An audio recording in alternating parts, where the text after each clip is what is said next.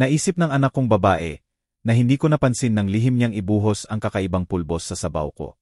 Pero nakita ko ang bawat galaw niya. Nang lumakad siya palayo, pinapalit ko ang aming mga mangkok. Ginawa kong bitag sa kanya ang sarili niyang pagtataksil. Ang sumunod na nangyari sa kanya ay nagpagulat sa akin. Bago tayo magpatuloy, mag-subscribe ka muna sa channel. At isula sa comment kung anong oras na diyan sa lugar mo ngayon. Biglang sumakit ang tiyan ko na parang binabalibag ng martilyo. Napaluhod ako sa malamig na tiles ng kusina. Hinawakan ko ang tiyan ko. Siniksik ang mga daliri sa laman na parang maipipiga ko ang sakit. Pinagpapawisan ako kahit malamig ang gabi na pumapasok sa mga bintana. Tatay, sigaw ni Teresa na tumagos sa hinihingal ko. Anong nangyayari? Sinubukan kong magsalita, pero ungol lang ang lumabas. Lalong sumagad ang sakit. Parang may buhay na gumagapang sa bituka ko. Nalabo ang paningin ko habang pinipilit tumutok sa mukha ng anak kong nakayuko sa akin. May mali, napasinghap ko sa wakas. Parang pinupunit ang tiyan ko mula sa loob. Lumuhod si Teresa sa tabi ko. Nanginginig ang mga kamay sa balikat ko. Mukha kang pangit, tay. Pumutla ka. May pamilyar na pag-aalala sa boses niya. Pero may iba pang nakakubli. Isang kasiyahan na nagpangingilabot sa akin kahit masakit. Pinindot niya ang noo ko ng propesyonal. Nilalagnat ka. Kailan nagsimula to? Mga 1 oras na ang nakalipas. Sumandal ako sa counter para makatayo. Pagkatapos ng tanghalian. Yung sandwich na ginawa ko para sa'yo. Nanlaki ang mata niya na parang totoong nag-aalala. Baka masama ang pabo. Dapat tiningnan ko ang expiration. Humihimbing ang ref habang tinitiktikan ng oasan sa halway ang bawat segundo. Sobrang lakas ng lahat. Sobrang talas sa gitna ng paghihirap ko. Pinagmasdan ko ang mukha ni Teresa habang tinutulungan akong tumayo. Hinintay ang bagay na hindi ko maipaliwanag. Magluluto ako ng sabaw na magaan mamaya. Sabi niya, ngiting masyadong malapad, para sa tiyan mo. Salamat, anak. Automatiko ang sagot ko. Sanay na sa 30 taon ng pagiging ama. Lagi mo akong inaalagaan. Siyempre, Tay. Hindi nawala ang kakaibang ngiti. Kailangan ko namang gawin to. Pero hindi tumutugma ang mata niya. Masyadong maliwanag, masyadong kalkulado. Katulad noong teenager pa siya na late umuwi at sinabing nasa library lang. Pero mahina na ako para pag-isipan ng maayos. Masyado akong nagpapasalamat sa tulong niya para questionin ang lumalaking kaba sa dibdib ko. Pumapasok ang liwanag ng hapon sa bintana ng kusina. Mahahaba ang anino sa linoleum. Nakasabit sa dingding ang mga larawan ng pamilya. Graduation ni Teresa, kasal ko, Pasko noong mga nakaraang taon. Malayo na ang mga alaala ngayon. Nahiwalay sa sandaling ito nang hindi nakikitang harang. Kailangan ko ng mahiga, sabi ko, nakahawak pa rin sa tiyan. Magandang ideya. Mas mataas ang boses ni Teresa kaysa karaniwan. Magpahinga ka habang naghahanda ako ng espesyal na hapunan. Mas magiging okay ka pagkatapos kumain. Tumango ako, hindi na nagtiwalang magsalita. Bawat hininga ay kailangang pag-isipan, at ang simpleng pagtayo ay ubos lahat ng lakas ko. Pero nang humarap ako sa hagdan, nasilayan ko ang refleksyon ni Teresa sa salamin ng bintana. Nawala ang ngiti niya sa sandaling akala niya ay hindi ko nakikita. Napalitan ng malamig at determinadong ekspresyon. Nagbulong ang military training ko ng babala na hindi ko pa maunawaan. 3 dekada sa hukbo. Natuto akong magtiwala sa instinct ko sa tao. At ngayon, lahat ng instinct ko ay sumisigaw ng panganib. Pero anak ko to, ang batang umakyat sa kandungan ko tuwing kulog. Hinawakan ko ang barandilya. Bawat hakbang papunta sa kwarto ay parang bundok. Habang nangangako sa likod ko ang boses ni Teresa ng pangangalaga. Bumagsak ako sa gilid ng kama. Umuungol ang kutson sa ilalim ng bigat ko. Ang 13 na hakbang na yon ay naubos ang natitira kong lakas. Sa labas ng bintana ng kwarto, ginuhit ng takipsilim ang suburban na kalye ng Amber at Abo. Napatingin ako sa nightstand kung saan nakangiti sa akin ang litrato ni Margaret. 10 taon na mula nang kunin siya ng cancer. At hinahawakan ko pa rin ang pabango niya sa mga ganitong sandali. Makinis at malamig ang salamin sa daliri ko. Tunay na koneksyon sa mas magandang panahon. Humupa ang sakit sa tiyan. Napalitan ng ibang klase ng discomfort. May bagay sa ugali ni Teresa sa baba na gumugulo sa akin. Nagpapabalik ng mga alaala na sinubukan kong ilibing. 16 siya nang magsimulang gumuho ang lahat. Nakikita ko pa siya rito sa kwarto. Umiiyak, nakakuyom ang kamao. Galit ka sa akin. Sigaw niya, basag ang boses sa lungkot. Hindi ako papayagan ni Mama sa party na yon. Sinubukan ko siyang aliwin noon. Pero mali ang mga salita ko. Pinoprotektahan kita. Hindi mo alam kung gaano kapeligro ang mundo. Alam ni Margaret kung ano ang sasabihin. Siya ang tulay sa pagitan ng ligaw na espiritu ni Teresa at ng striktong disiplina ko. Wala siya. Dalawa kaming sirang tao na nagsasalita ng ibang wika. Napalipat ang alaala 1 taon pagkatapos. 17 si Teresa. Nakadamit na kita ang laman. Makyup na puno ng rebelding teenager. Lahat pupunta, sabi niya. Hawak ang susi ng kotse na ipinagbawal ko. Hindi mo ako makukulong magpakailanman. Hanggat nakatira ka sa ilalim ng bubong ko, sinimulan ko. Kung ganon, alis na lang ako. Nakabitay ang banta na parang talim. Totoo sa sinabi niya. Umalis siya kinabukasan pagkatapos ng ika-negatibo, 18 niyang kaarawan. Nakita ko mula sa bintanang ito, habang nilalagyan niya ng gamit ang kotse. Walang yakap na paalam, walang lingon, tanging kalampag ng pinto at tunog ng gulong sa graba. 10 taon, minimal na ang komunikasyon. Mga birthday card na walang return address. Mga tawag na 3 minuto lang. Sabi ko sa sarili ko mas mabuti yon. Kailangan niya ng espasyo para lumaki. Tapos noong 1 buwan, lumitaw siya sa pintuan ko na may 2 maleta at blankong mata. Kailangan ko ng matitirhan, sabi niya, iwas ang tingin. Pansamantala lang. Tinanggap ko siyang muli ng walang tanong.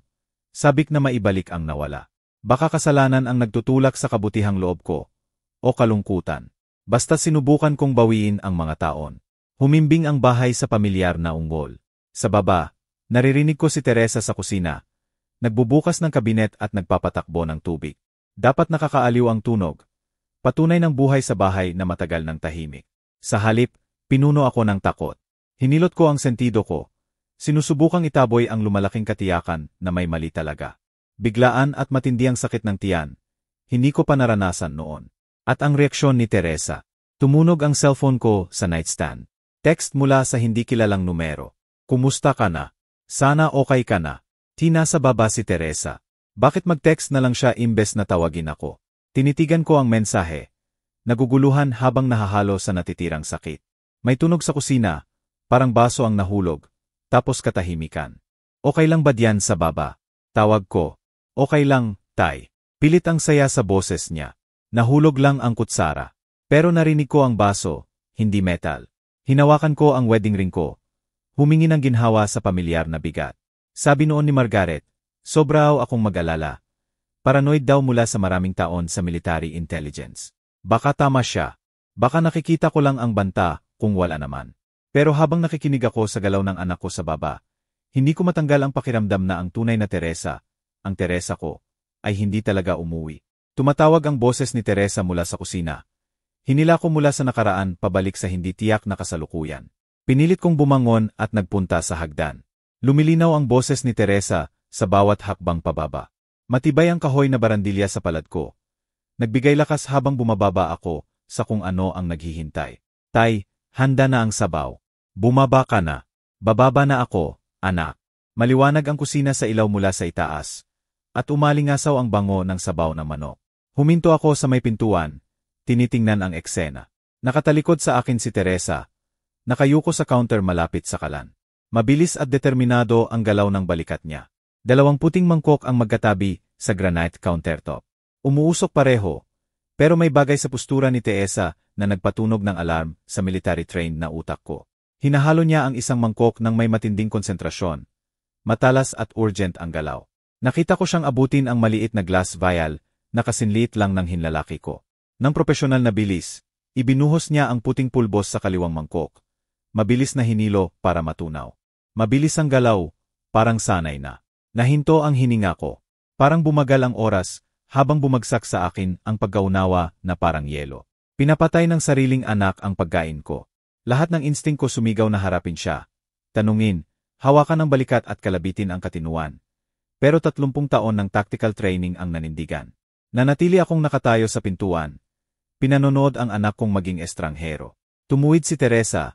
Pinunasan ang kamay sa dish towel.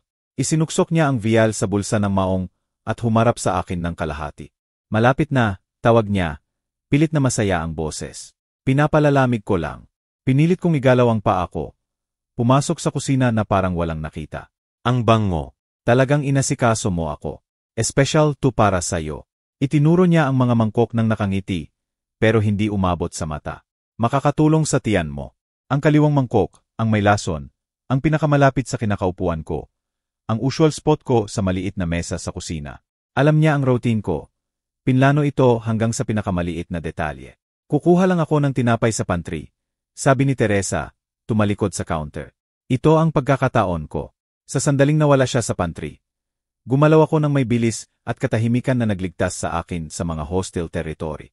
3 hakbang sa counter, pinagpalit ang mangkok, bumalik sa dating pwesto. Wala pang 0 segundo ang buong proseso. Lumabas si Teresa na may tinapay na whole wheat. Shoot pa rin ang pilit ng ngiti. Tamang-tama. Handa na lahat. Dinala niya ang 2 mangkok sa mesa. Inilagay ang may lason direktang sa harap ng upuan niya. Pinanood ko siyang maupo sa tapat ko. Walang kamalay-malay na naibaliktad ang nakamamatay niyang plano. Masarap ba? Tanong niya nang inilapit ko ang unang kutsara sa bibig ko. Perfect. Eksakto ang kailangan ko.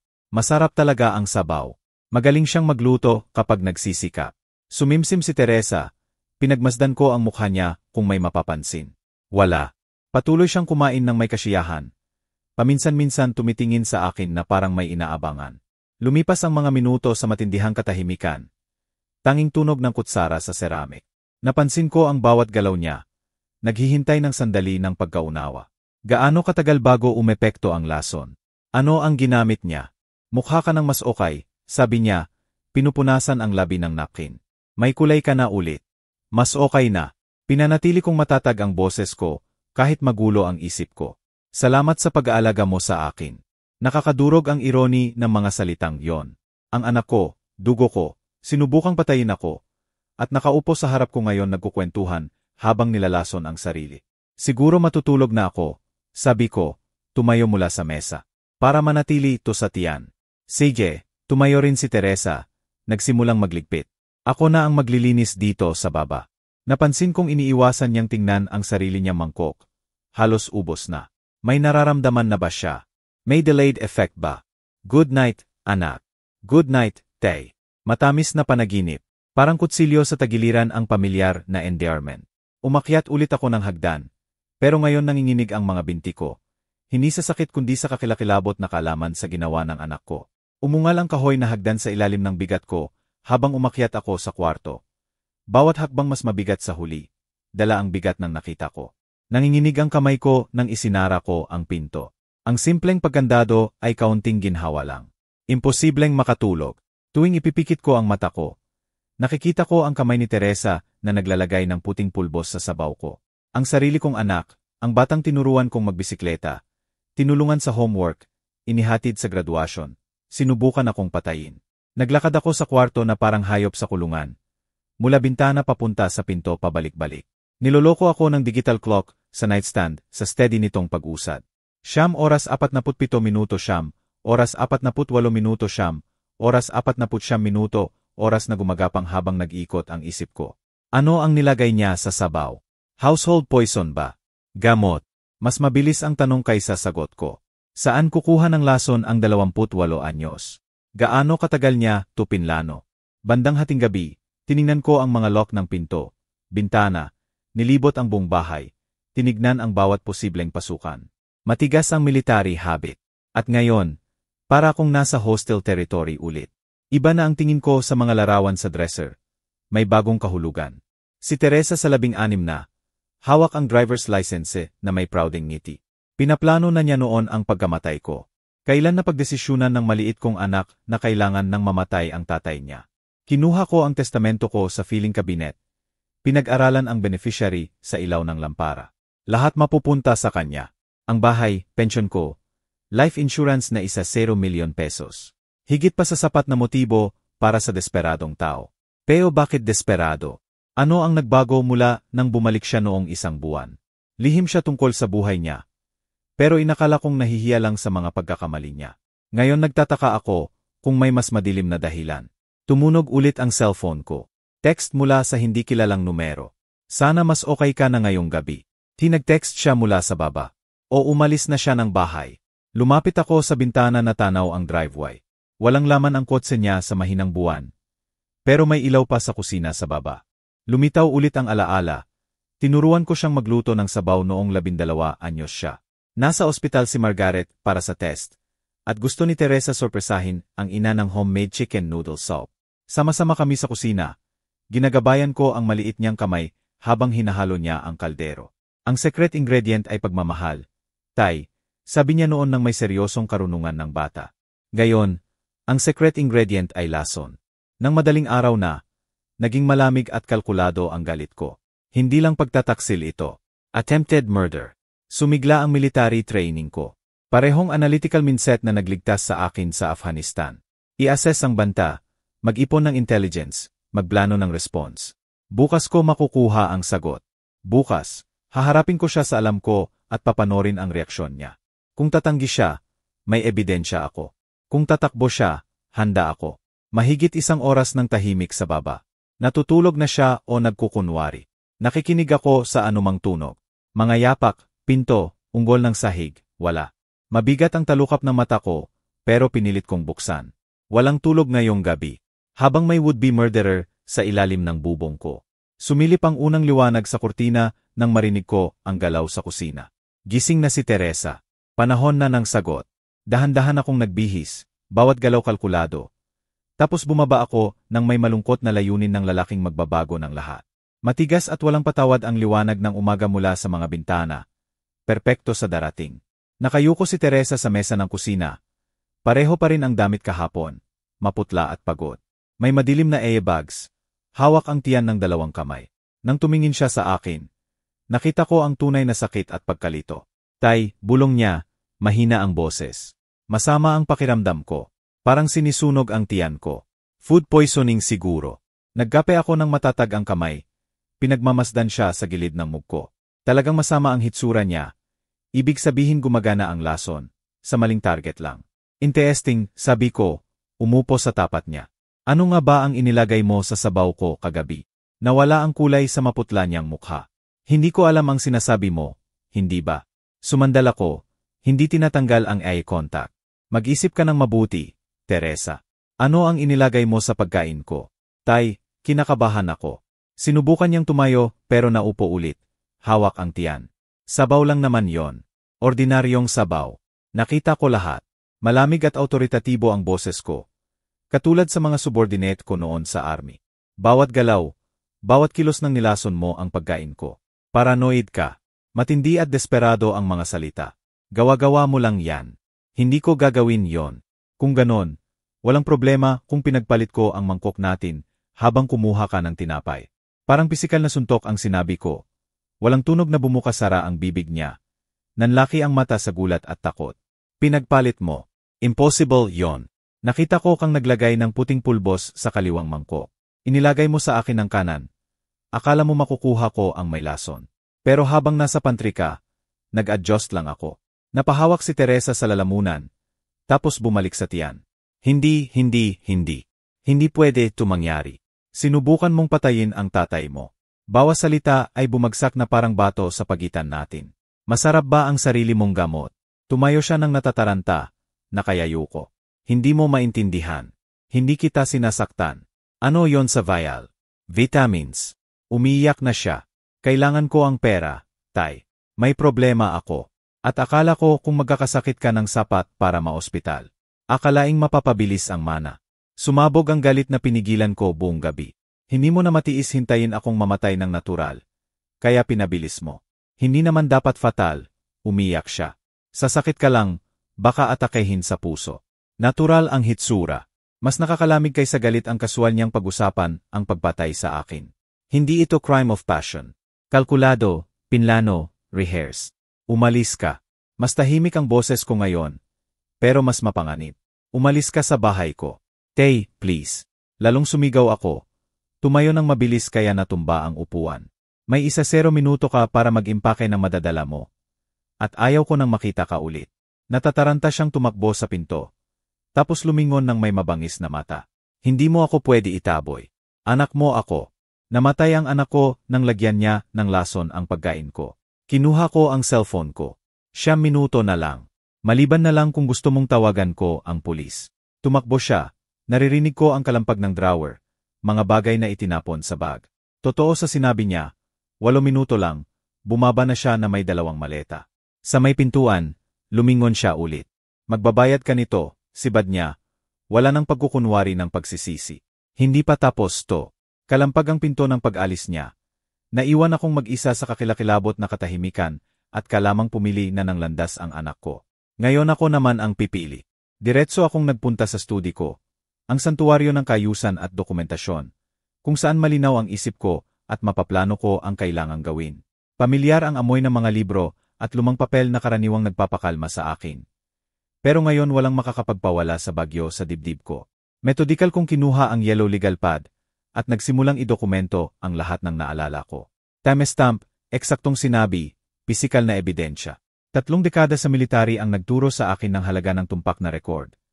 At kailangan ko ang bawat detalye kung mapupunta ito sa korte. 9:47 yem nakita si T naglagay ng puting substance sa mangkok ng sabaw. Sinulat ko. Substance ay pulbos. Natunaw agad ng hinalo. Lalagyan. Maliit na glass vial mga 5 sentimetro ang taas. Sumigla ang engineer na utak ko. Inayos ang kaguluhan sa manageable data points. Ano ang ginamit niya? Saan niya kinuha? Pinakamahalaga, sino pa ang kasama? Hindi kaya ni Teresa mag-isa to. Tinawagan ko si Ate Emily Cruz. 15 taon na namin siyang family lawyer. Mula pa noong cancer ni Margaret. Kung may makakatulong sa akin sa bangungot na to, siya yon. Emily, si Simon Reyes ako. Kailangan ko agad ang tulong mo. Simon, good morning. Parang galit ka. Anong nangyari? Sinubukan akong patayin ng anak ko kadabi. Hindi makatotohanan ang mga salita habang sinasabi ko. May ebidensya ako. Kailangan nating magkita ngayon. Mahabang katahimikan. Simon, seryoso yon. Sigurado ka ba talaga? Nakita ko mismo. Pinagpalit ko ang mangkok namin at siya na ang nagkasakit buong umaga sa sarili niyang lason. Pwede ba kitang makita mamayang hapon? Siyempre. Sa opisina ko ng 2 oras. Perfect. At Emily, kailangan nating baguhin agad ang testamento ko. Pagkatapos ng tawag, kinuha ko ang financial documents ko. Bank statements, investments, insurance, lahat na mapupunta sana kay Teresa. 25 milyon pesos ang bahay lang. Hindi pa kasama ang retirement savings at life insurance. Hindi nawala sa akin ang irony. Buong buhay ko ginawa ko yon para sa anak ko. At sinubukan niya akong patayin para roon. Sunod kong tinawagan ang bangko. Si Simon Reyes ito, account number 4,471. Gusto kong i-review ang lahat ng account access at beneficiary designations. Siyempre po, Mr. Reyes, may particular na concern po ba? May gusto akong tanggalin agad. Habang pinoproseso ang papeles, lumitaw ang mga alaala. At tuloy na tanong ni Teresa tungkol sa finances ko nitong nakaraang buwan. Interes niya sa schedule ng gamot ko. Pagpupumilit niyang siya ang magluto-latili. Bagay na hindi niya ginawa noon. Gaano katagal niya, tupinlano. At sino ang nagbigay ng ideya sa kanya. Naisip ko ang lihim niyang tawag sa telepono. Pagkawalan niya ng ilang oras ng walang paliwanag. Dapat may iba pang nagmamanyobra. Manipulatibo at makasarili si Teresa. Pero hindi siya natural na killer. May kumbinsido sa kanya, nakatanggap-tanggap, at kailangan ang pagpatay sa tatay niya. Tumunog ang oasan sa halway ng tanghali. May 2 oras pa bago ang meeting kay Emily. 2 oras para pagsama-samahin ang puzzle hanggat kaya. Binuksan ko ang laptop at nagsimulang mag-research ng lason na tumutugma sa nakita ko. Puting pulbos, mabilis matunaw, delayed effect. Limitado ang posibilidad, at karaniwang prescription drugs kaysa tradisyonal na lason. Tumunog ulit ang cellphone ko na may text mula sa hindi kilalang numero. Nagkamali ka. Alam namin kung saan ka nakatira. Malinaw at agad ang banta. Hindi pa tapos ang nasa likod nito. Alam nila ang failed poisoning. Ibig sabihin na kontak na siya ni Teresa. Ni-screenshot ko ang mensahe at idinagdag sa lumalaking file ng ebidensya. Oras na ng reinforcements. Tinawagan ko ang non-emergency line ng pulis. Si Simon Reyes ito sa Quezon City. May banta akong I-report at posibleng attempted poisoning. Pwede bang may dumating para kumuha ng statement? May pulis diyan sa loob ng 1 oras. Sir, ginugol ko ang natitirang oras sa pag-secure ng bahay. Bagong lock sa mga pinto. Binuhay ang security system. Isinara ang kurtina. Kung gusto nilang eskalete, handa ako. Isinara ko ang file drawer ng matunog. Nasa galaw na ang plano ko. Sa labas, narinig ko ang tunog ng gulong sa graba. Bumalik si Teresa, at hindi na siya mag-isa ngayon. Sumigaw ang preno sa driveway ko na nagpahinto sa akin sa mga dokumento. Sa bintana, nakita kong sinara ni Teresa ang pinto ng kotse nang may puwersa ng taong handa sa digmaan. Punong-puno ng galit ang mukha niya. Mabilis at agresibo ang hakbang ng taong nag-iipon ng galit ng ilang oras. Nanatili akong nakaupo sa leather armchair ko. Magkadao ang kamay, pinanood siyang nagmartsa sa daanan. Hindi siya kumatok. Binuksan niya ng may karahasan ang pintuan na tumama sa dingding. Akala mo kung sino kang matalino, matanda. Sigaw niya, nakatayo sa pintuan na parang galit na diyosa. Sa tingin ko buhay ako, sagot ko ng mahinahon, na mukhang nakakadisappoint sa'yo. Sumugod siya sa sala ko, matalas at nagbabanta ang galaw. Sabi ng ospital digoxin poisoning ako. Gamot sa puso. Paano mo alam kung ano ang ginamit ko? Hindi ko alam. Pero pabaya ka para malason ang sarili mo sa sarili mong sandata. Itinuro ko ang upuan sa tapat ko. Maupo ka, Teesa. Pag-usapan natin ng matino. Matino. Mapait at matindi ang tawa niya. Gusto mong pag-usapan ang pagiging matino. Dapat akin na tong bahay. Utang mo to sa akin pagkatapos ng lahat. Wala akong utang sa'yo. Matatag pa rin ang boses ko, kahit kumukulo ang galit sa dibdib ko. Sinubukan mong patayin ako. Iniwan mo ako pagkamatay ni Mama. Naglalakad siya pabalik-balik, mabilis ang kamay. Malamig ka, kontrolado, impossible makasama. Kailangan kong umalis. Ikaw ang pumili. At ngayon pinili mong patayin ako, para sa pera. Wala kang mapapatunayan. Basag ang boses niya sa desperasyon. Salita mo lang laban sa akin. Sinong maniniwala sa paranoid na matandang veterano kaysa sa sarili niyang anak? Kinuha ko ang cellphone ko at ipinakita ang screenshot ng banta. Hindi masyadong matalino ang mga kaibigan mo sa pagtatago. Nawala ang kulay sa mukha niya. Hindi galing sa akin yan. Pero tungkol sa'yo. May iba pang kasama rito, hindi ba? May kumbinsido sa'yo na solusyon ang pagpatay. Tumitingin ang mata ni Teresa sa bintana. Tapos bumalik sa akin. Hindi ko alam ang sinasabi mo. Umalis ka sa bahay ko bago ko tawagan ang pulis. Bahay ko rin to, sigaw niya. Lumaki ako rito. May karapatan ako. Nawala ang karapatan mo nang subukan mong lasonan ako. Dahan-dahan akong tumayo. Buong military bearing ko ipinakita. May 30 segundo ka para umalis ng kusang loob. O tatawagan ko ang 911. Humakbang siya patungo sa pinto. Pero nagniningas ang mata niya sa galit. Sige, pero sa susunod na bumalik ako, hindi na ako mag-isa, at pagsisisihan mo to. Walang susunod. Lumayo ka o harapin ang konsekwensya. Anong konsekwensya? Anong gagawin mo, matanda? Mag-isa ka lang. May batas ako sa panig ko at ebidensya ng lahat ng ginawa mo. Nagdalawang isip siya sa may pintuan. Galit at takot ang mukha. Hindi mo alam kung ano ang kinakaharap mo. May mga tao na kailangan ang perang to. Mga taong hindi basta ayaw kahit nagkamali kayo isang beses. Pwede nilang ipaliwanag sa pulis kapag nag-file ako ng report bukas. Hindi mo kayang gawin yon. Subukan mo. Sandali kaming nagtitigan sa gitna ng siyang relasyon namin. Tapos tumalikod si Teresa at nagmartsa patungo sa kotse niya. Hindi pa tapos to. Sigaw niya sa likod. Magbabayad ka sa pagpapahiya mo sa akin na to. Umugong ang makina at mabilis siyang umalis na nag-iwan ng marka ng goma sa aspalto. Pinanood ko ang tail lights niya na nawala sa dilim ng gabi. Pero tumatak sa isip ko ang mga salita niya. Kinuha ko ang cellphone ko. Oras na para alamin kung sino talaga ang tumutulong sa anak kong sirain ang pamilya natin. Tinawagan ko ang numerong ibinigay sa akin ni Emily noon para sa discreet na investigasyon. Kailangan ko nang malaman kung sino ang naglalason sa isip ng anak ko laban sa akin. Marcos Santos, Private Investigations. Emar Santos, si Simon Reyes ako. Ipinadala ako ni Ate Emily Cruz. Kailangan ko agad ng tulong sa family situation na may attempted murder. Makakarating ako diyan sa loob ng 1 oras, Emar Reyes. Tungkol ito sa anak ninyo. At kung sino ang nagmamanipula sa kanya. Eksaktong 1 oras, dumating si Marcos, payat, matang matalas na lalaki mga 50 anyos. May tahimik na confidence ng taong sanay magbunyag ng lihim. Ipinakita ko sa kanya ang ebidensya kong nakolekta. Mga larawan ng vial ng lason. Medical report mula sa pagbisita ni Teresa sa ospital. Banta sa text. 3 buwan niyang nakasama si Hubert Tan. Sabi niya pagkatapos pag-aralan ang initial info ko. Hindi ko pa narinig ang pangalang yon. Sino siya? Maliit na con artist, pandaraya, identity theft, real estate scam. Espesyalista siya sa mga taong may ari-arian. Kinuha ni Marcos ang tablet at ipinakita ang mugshot. Pamilyar ba tong mukha? Payat at mandaragit ang mukha. Malamig ang mata at artipisyal na ngiti. Hindi ko pa siya nakita. Maingat siyang lumayo sa bahay ninyo, Pero matindi ang pagtuturo niya sa anak ninyo. Pagtuturo para saan? Patayin kayo, manahin ang ari-arian, ibenta agad lahat, at mawala na may pera. Nag-swipe si Marcos sa isa pang screen. May recordings ako. Nagyelo ang dugo ko. Recordings ng ano? Usapan nila tungkol sa paglalason, eksaktong gamot na gagamitin, teming para sa maximum effect, lano sa pagdatapon ng katawan ninyo.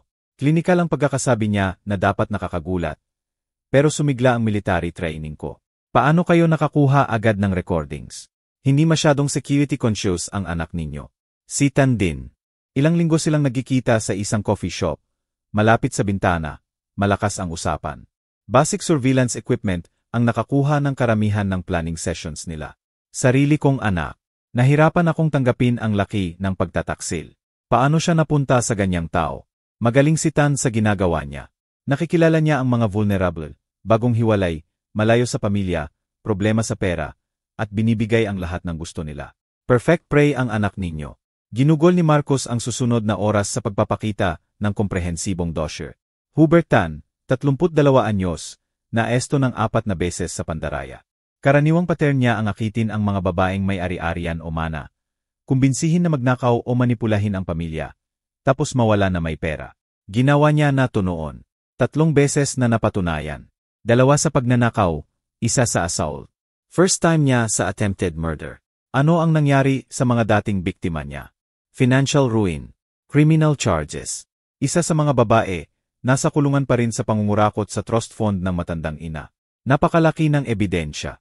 Phone records na nagpapakita ng dose-dosenang tawag sa pagitan nina Teresa at Hubert. Financial documents na nagpapakita ng lumalaking utang niya at desperadong pangangailangan ng mabilis na pera. Real estate consultations kung saan pinag-usapan nila ang pagbebenta ng bahay ko agad pagkatapos manahin. May iba pa, sabi ni Marcos, binuksan ang isa pang file. May nakontak na silang buyer. Cash sale, walang inspection, mabilis ang closing. Buong plano na ang scam, hanggang sa pagtatapon ng katawan ko. Cremation. Sasabihin nila hiniling ko raw. Walang autopsy, walang tanong. Tinitigan ko ang mga larawan ng anak ko at ng kasabwat niya. Maggayo ko sa coffee cup. Nagpaplano ng pagpatay ko ng kaswal na parang weekend plans. Kumpleto at kalkulado ang pagtataksil. Paano sa lason?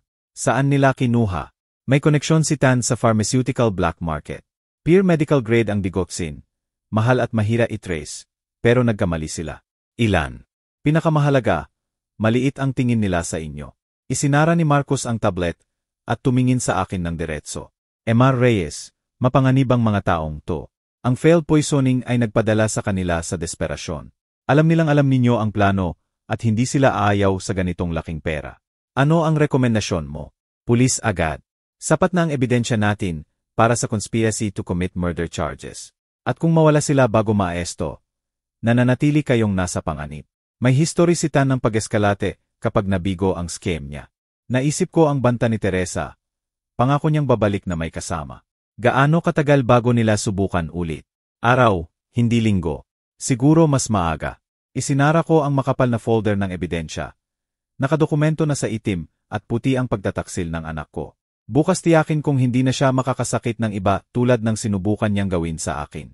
Hindi napigilan ng traffic sa Maynila ang determinasyon ko, habang dala ko ang ebidensya ng pagtataksil ng anak ko papunta sa opisina ni Emily. Handa ng tiyakin na mananaig ang hustisya. Mas mabigat sa aktwal na bigat ang Manila folder. Puno ng patunay ng pagtatangkang patayin ako ng anak ko para sa pera. 15th floor ang opisina ni Emily sa glass tower na tanaw ang Manila Bay. Narito na ako noong sakit ni Margaret. Nag-ayos ng medical directives at estate planning sa mas masaya pang panahon. Ngayon, narito ako para burahin ang anak ko sa buhay ko magpakailanman. Simon, mukha kang pangit. Sabi ni Emily nang ipasok ako ng sekretarya sa conference room. Kumusta ka na? Mas okay kaysa kahapon. Inilagay ko ang investigation folder sa mahogany desk niya. May lahat na tayo rito. Binuksan ni Emily ang folder at nagsimulang magbasa. Lalong sumama ang ekspresyon niya sa bawat pahina. Simon, grabe ang ebidensyang ito. Sigurado ka ba talaga sa completed disinheritance niya?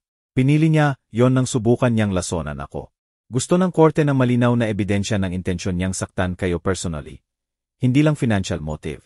May recordings, pictures, witness testimony mula sa EI. Itinuro ko ang audio transcripts. Sapat na ba yon? Maingat na pinag-aralan ni Emily ang documents. Higit pa sa sapat, pero permanente ito. Kapag na-file na natin, walang balikan. Mabuti. Gusto niya ng gusto ang pera ko na handa siyang pumatay. Ngayon wala siyang makukuha. Paano ang charitable designation? Sinabi mo noon sa Veterans of Foreign Wars. Lahat mapupunta sa kanila. Ang bahay, investments, life insurance, pension benefits. Bawat piso na kinita ko mapupunta sa mga nagsilbi ng marangal. Hindi sa taong sinubukan akong patayin. Kinuha ni Emily ang legal forms at nagsimulang mag-draft. Abutin ito ng ilang oras para gawing tama. Kailangang masiguro na lahat ng posibleng challenge ay naharangan. Paano ang bahay? Gusto mo bang dagdag na security measures? Palitan lahat ng lock. Tanggalin ang access niya completely. Magkabit ng security cameras. Hindi na siya anak ko. Kinasalahan at pinal ang legal language habang binabasa ni Emily ng malakas ang bawat clause. Kumpletong pagbawi ng dating testamento. Pagtanggal kay Teresa Reyes sa lahat ng beneficiary designations. Paglipat ng power of attorney kay Ate Emily Cruz. Medical directives na nag-exclude kay Teresa sa anumang healthcare decisions. May isa pa, sabi ni Emily habang tumitingin mula sa papeles. Dahil sa ebidensya ng criminal conspiracy, mariin kong i-rekomenda na agad kasangkutin ang law enforcement. Pareho ring sinabi ng EI. Simon, sinubukan kanilang patayin. Hindi nila tatanggapin ng ganun lang ang pagkakatanggal sa kalahating bilyong mana. Mag-e-escalate sila. Handa ako roon. Handa ka ba? May history ng karahasan si Hubert Tan kapag nabigo ang scam niya. Napapakita sa recordings ang pagdidiskusyon niya ng contingency plans kung hindi gumana ang paglalason. Naisip ko ang banta sa text. Pangako ni Teresa na babalik na may kasama. Anong klaseng contingency plans? Pagnanakaw, assault, gagawing aksidental ang pagkamatay mo. Nag-eskalate na siya noon. Kaya tiyakin nating may lahat ang pulis para arestuhin silang pareho. Kinuha ni Emily ang telepono niya. Tatawagan ko na si Det Ramirez ngayon. Hawak niya ang financial crimes at may experience sa family fraud cases. Gawin mo. Habang inaayos ni Emily ang meeting sa pulis, pumirma ako ng dokumento isa-isa. Bawat pirma ay parang pagputol ng isa pang tali na dating nagdudugtong sa akin at sa anak ko. Hindi nawala sa akin ang irony. Ginagamit ko ang testamento ko para ideklara siyang patay sa akin. Makakamit sa atin ang detective dito ng 3 oras. Anunsyo ni Emily.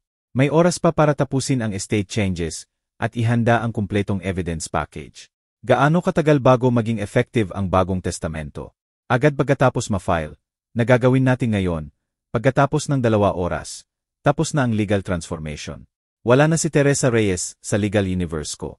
Lahat ng asset, desisyon, hinaharap na konsiderasyon ay nailipat na palayo sa kanya. Eksaktong 3 oras dumating si Det Ramirez. Matipuno na lalaki na may matalinong mata na nakikinig sa presentation ng ebidensya namin nang walang interrupt. Nang matapos kami, isinara niya ang notebook ng may desisibong tunog. Emma Reyes, sapat na rito para sa maraming felony charges. Conspiracy to commit murder, attempted poisoning, terrorist threats. Maglalabas ako ng arrest warrant ngayon din. Gaano kabilis ninyo mahahanap? Magsisimula kami sa kilalang address at associates. Dahil sa ebidensya, inaasahan kong maesto sa loob ng 48 oras. Lumabas ako ng opisina ni Emily, legal na protektado, pero emosyonal na blanko. Alam kong masusubukan ang mga paghahanda ko kapag nalaman ni Teresa ang ginawa ko. Mahina ang tunog ng motion sensors na ikinabit ko. 3 araw na ang nakaraan ng 2 tao ang lumapit sa pintuan ko. Tinupad ni Teresa ang pangako niya. Hindi na siya mag-isa ngayon. Sa security monitor malapit sa upuan ko, pinanood ko silang huminto sa entrada. Malinaw na nagpaplano ng approach. Eksakto sa mugshot si Hubert Tan. Payat, mandaragit, malamig ang mata na tumingin sa property ko na para magnanakaw na tinatasa ang depensa. Naka-expensive na damit na hindi maitago ang tensyon sa balikat. Katabi niya si Teresa, matigas ang mukha sa determinasyon at halos hindi mapigiling galit. Nanatili akong nakaupo sa leather armchair ko. Magkadao ang kamay ng mahinahon. Nagre-record ang mga hidden camera. Nasa madaling abot ang emergency button. 5 araw ng paghahanda ang humantong sa sandaling ito. Hindi sila kumatok. Umugong ang pintuan nang subukan ni Hubert ang handle. Tapos humakbang pabalik at sinipa ng malakas. Matibay ang bagong deadbolt. Pero sumabog ang door frame nang may matinis na tunog na tumagos sa buong bahay. Emma Reyes, tawag ni Hubert habang pumasok ng walang paumanhin. Kailangan nating mag-usap. Dapat nagpa-appointment ka na lang. Sagot ko nang hindi gumagalaw sa upuan ko. Teresa ang unang lumitaw sa pintuan ng sala. Maliwanag ang mata sa lagnat o desperasyon. Tay, si Hubert ito. Gusto naming gawing simple to. Sumunod si Hubert. Pinuno ang doorframe ng kalkuladong pananakot. May leather briefcase sa isang kamay at may casual confidence ng taong sanay takutin ang mas madaling target. Pumirma ka sa mga papeles na to, sabi niya. Inilagay ang briefcase sa coffee table ko ng may puwersa. Ilipat ang bahay at walang masasaktan.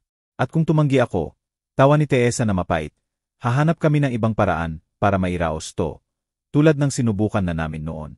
Pinagmasdan ko si Hubert habang binubuksan ang briefcase at kinuha ang official-looking documents. Karapat-dapat ng anak mo ang manang ito.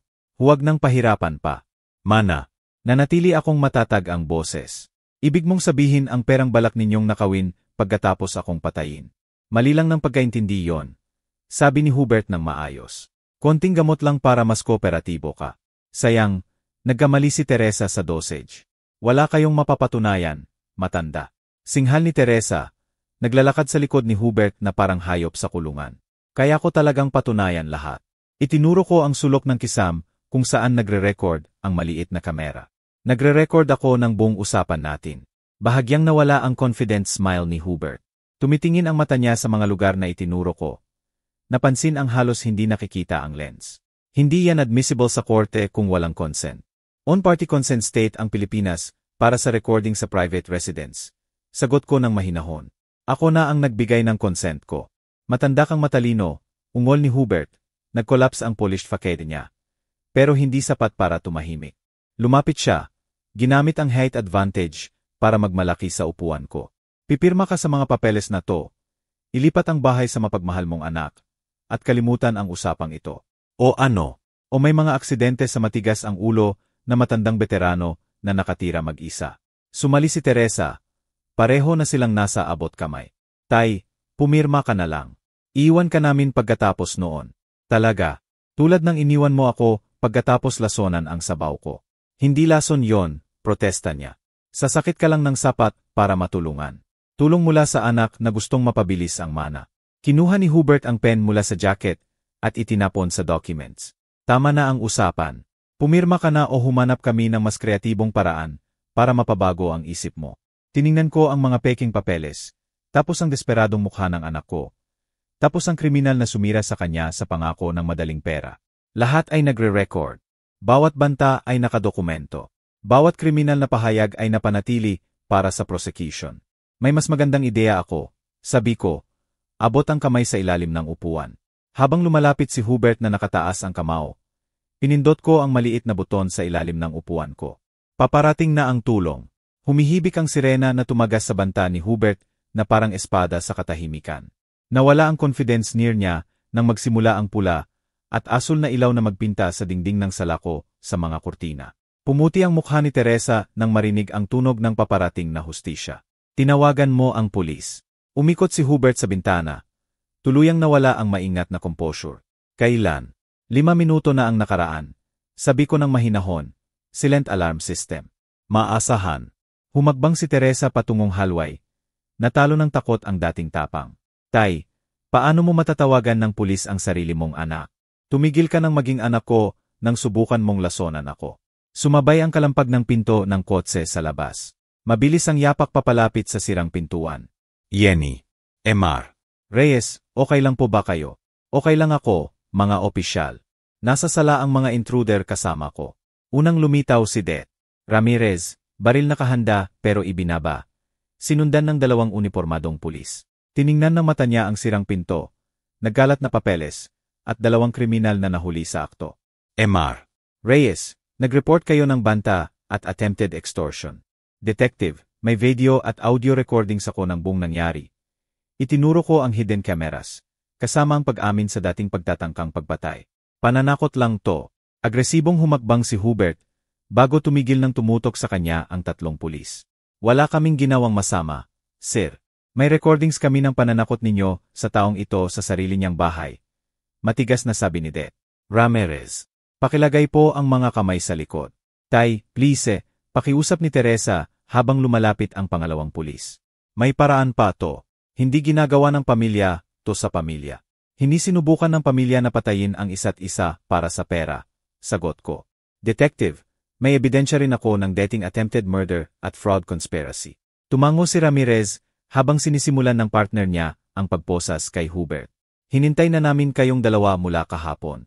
May outstanding warrant para sa conspiracy to commit murder. Natumba ang tuhod ni Teresa. Hinawakan niya ang door frame habang bumagsak sa kanya ang katotohanan. Warrant. Pero okay naman si Tay. Ma'am, attempted murder pa rin felony kahit nabigo. Binasa ng pangatlong pulis ang Miranda rights nila habang tinitingnan ni Ramirez ang peking documents na dala ni Hubert. Nasa briefcase hindi lang property transfer papers, kundi detalyadong financial information tungkol sa assets ko. Ebidensya ng malalim na pagpaplano. Emar Reyes, mahalaga ang mga recordings na to bilang ebidensya. Sabi ni Ramirez, maingat na isinilid ang mga papeles. Gaano katagal ninyo nidodokumento ang aktibidad nila mula sa unang paglalason, 6 na araw na ang nakaraan. May video ako ng break-in ngayong gabi, audio ng confession nila, at nakasulat na banta mula noon. Tay, nag-record ka sa amin. Basag ang boses ni Teresa habang ginagabayan ng pulis ang kamay niya sa likod. Sarili mong anak. Nag-record ako ng mga kriminal na umamin sa attempted murder at nagpaplano ng karagdagang karahasan. Sinubukan ni Hubert ang huling manipulasyon. Officer, halatang hindi stable ang matandang ito. Gumagawa siya ng kwento tungkol sa sarili niyang pamilya. Sir, may independent evidence kami mula sa private investigation. Malamig na sagot ni Ramirez. Nagsasalita na ang criminal record mo. Habang inilalabas sila patungo sa patrol car, lumingon ulit si Teresa. Hindi ko tumapapatawad sa iyo. Pinatawad ko na ang sarili ko sa pagprotekta sa iba mula sa iyo. Sabi ko. Inilagay sila ng mga pulis sa magkahiwalay na sasakyan. Standard procedure para maiwasan ang conspiracy conversations. Sa bintana ko, pinanood ko si Hubert na galit na nakikipagtalo sa arresting officer, habang tahimik na nakaupo si Teresa sa gulat. Si Det. Ramirez ang nanatili para isecure ang crime scene at kumuha ng formal statement ko. Emar Reyes. Kahanga-hanga ang level ng evidence preparation ninyo. Military background. 30 taon sa Army. Alam ko kung paano maghanda para sa hostile engagement. Well, nagtapos ang 2 criminal career dahil sa preparation ninyo. Makakatikim sila ng mahabang kulong. Habang umaalis ang mga patrol car na may flashing lights, naramdaman ko ang kakaibang emptiness sa bahay. Wala na ang banta, pero wala na rin ang huling koneksyon sa dating pamilya ko. Nawala ang pulang tail light sa dilim. Dala ang anak ko at ang kasabwat niya patungo sa hustisyang kinita nila. Nakatayo ako sa pintuan ko. Sa wakas malaya ng isara ang chapter na ito magpakailanman. 3 linggo pagkatapos, nakaupo ako sa witness stand ng Quezon City Regional Trial Court. Ang testimonya ko, ang huling pako sa kabaong ng criminal conspiracy ng anak ko. Sterile at impersonal ang courtroom. Eksaktong setting para tapusin ang relasyong naging legal proceedings na lang. Muling pinag-aralan ni Judge Santos ang ebidensya bago ibinigay ang hatol. Ang mga recordings, investigasyon ng detective, poison analysis, documentation ng EI. Lahat ay nagpapakita ng malinaw na larawan ng premeditated attempted murder at extortion. Guilty ang mga nasasakdal sa lahat ng charges ng conspiracy to commit murder, attempted poisoning, breaking and entering, at extortion, anunsyo niya.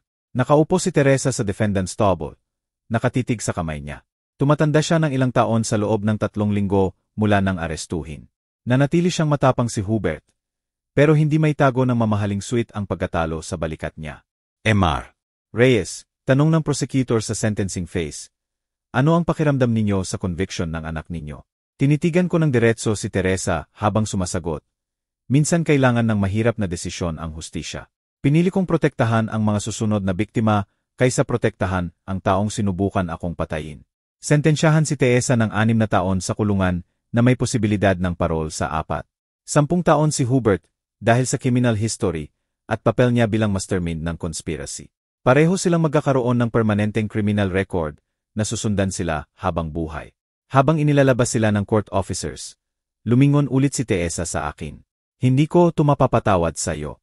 Pinatawad ko na ang sarili ko sa pagprotekta sa iba mula sa iyo. Sagot ko. Bumagsak ang gavel at opisyal nang natapos ang 28 taon ng pagiging ama. Kasabay ko si Emily papuntang hagdan ng courthouse kung saan naghihintay si Marcos Santos na may final report. Natukoy ng private investigator ang 2 pang matatandang biktima ng dating scam ni Hubert. Nagbigay ng closure sa mga pamilyang nagtataka sa suspicious deaths. Ang testimonya mo ang nagpakulong sa serial predator. Sabi ni Marcos, kinamayan ako. May sagot na ang ibang pamilya. Ano na ngayon? Tanong ni Emily. Magsisimula akong muli. Naibenta ang bahay sa loob ng 2 linggo, sa batang pamilya, napupunuin ito ng tawa imbes na panlilinlang. Personal items at litrato ni Margaret lang ang itinira ko. Lahat ng iba ay idinonate sa veterans organizations. Sa retirement community sa Davao ang bagong bahay ko. Napaligiran ng ibang military retirees na naiintindihan ang halaga ng honor at loyalty. Mainit ang panahon, totoo ang mga kapitbahay, at walang sinuman ang nagtatangkang maglagay ng lason sa pagkain ko. Nagvo-volunteer ako sa lokal na EA Hospital. Tinutulungan ang ibang veterano sa family difficulties at elder abuse situations. Ang karanasan ko kay Teresa, kahit masakit, ay nagbigay ng mahalagang insight para mag-counseling sa mga nahaharap sa parehong pagtataksil. Si Aling Patterson sa kabilang bahay ay nagdadala sa akin ng homemade cookies tuwing Martes. Si Mang Martinez sa tapat at ako ay naglalaro ng chess tuwing Huwebes ng gabi. Pinili ng mga taong ito na maging bahagi ng buhay ko, na ginagawang mas mahalaga ang pagkakaibigan nila kaysa relasyon sa dugo na nakabase sa obligasyon. 6 na buwan pagkatapos lumipat sa Davao, may sulat akong natanggap mula kay Teresa. Nakahanap siya ng relihiyon sa kulungan at gusto mag-apologize. Humihingi ng isa pang pagkakataon maging anak ko. Binasa ko isang beses, tapos isinampa sa ibang legal documents ng kaso niya. May mga tulay na kapag nasunog na, ay manatili na lang. Paminsan-minsan tumatawag si Emily para kamustahin ang adjustment ko sa retirement. Ginamit ng Veterans of Foreign Wars ang donasyon ko sa bagong Elder Abuse Prevention Program. Tinutulungan ang ibang seniors na makilala at tumugon sa family financial manipulation. Higit pa sa buhay mo ang nailigtas mo, sabi niya sa huling usapan namin. Iyon ang punto. Habang pinanonood ko ang sunset ng Davao mula sa bagong beranda ko, napaligiran ng mga kaibigang pinili ang katapatan kaysa dugo. Alam kong tama ang desisyon ko. Minsan ang pamilyang pinili mo ay mas matibay kaysa pamilyang ipinanganak ka. Tumunog ang cellphone ko. Si Mang Martinez tumatawag tungkol sa chess game bukas. Sinagot ko ng may ngiti, handa nang mag-enjoy ng gabi kasama ang mga taong hindi kailanman magtatangkang lasonan ang sabaw ko. Tapos na ang bangungot. Maaari nang magsimula ang tunay na buhay. Kung nagustuhan mo ang kwentong ito, i-like mo ang video na ito. Mag-subscribe sa channel at i-share ang iyong impresyon tungkol sa kwentong ito sa comment. Para pakinggan ang susunod na kwento, i-click ang box sa kaliwa.